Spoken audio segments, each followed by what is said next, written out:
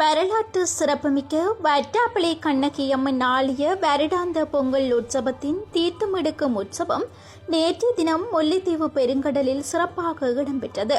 முல்லைத்தீவு முள்ளியவளை காட்டு விநாயகர் ஆலயத்திலிருந்து தீர்த்தக்குடம் பாரம்பரிய வீதிகளூடாக எடுத்து செல்லப்பட்டு முல்லைத்தீவு தீர்த்தக்கரை பெருங்கடலில் தீர்த்தமெடுக்கும் நிகழ்வு பக்திபூர்வமாக இடம்பெற்றது. உப்பு நீரிலே விளக்கு எரிகின்ற அதிசயம் நிகழ்கின்ற முல்லைத்தீவின் வரலாற்று சிறப்புமிக்க வட்டாப்பிளை கண்ணகியம்மன் ஆலயத்தின் வருடாந்த உற்சவம் எதிர்வரும் 20ஆம் திகதி இடம்பெற இருக்கின்ற நிலைமையில் நேற்றைய தினம் எடுக்கப்பட்ட தீர்த்தமானது முள்ளியவளை காட்டு விநாயகர் ஆலயத்திற்கு எடுத்து செல்லப்பட்டு அங்கே மடைபெறவி உப்பு நீரில் விளக்கெரிகின்ற கண்கொள்ளா காட்சி தொடர்ச்சியாக எதிர்வரும் ஞாயிற்றுக்கிழமை வரை இடம்பெறும்.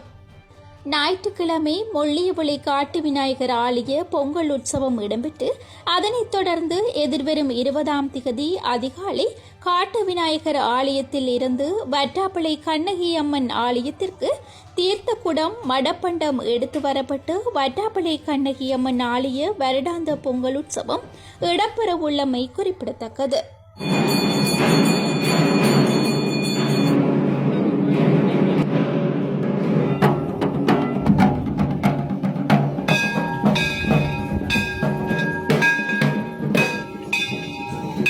தங்கச்சியம்மா நீ தங்கச்சியம்மா அந்த மாநகர் மதுரையின் மீனாட்சியம்மா காஞ்சி காமாட்சியம்மா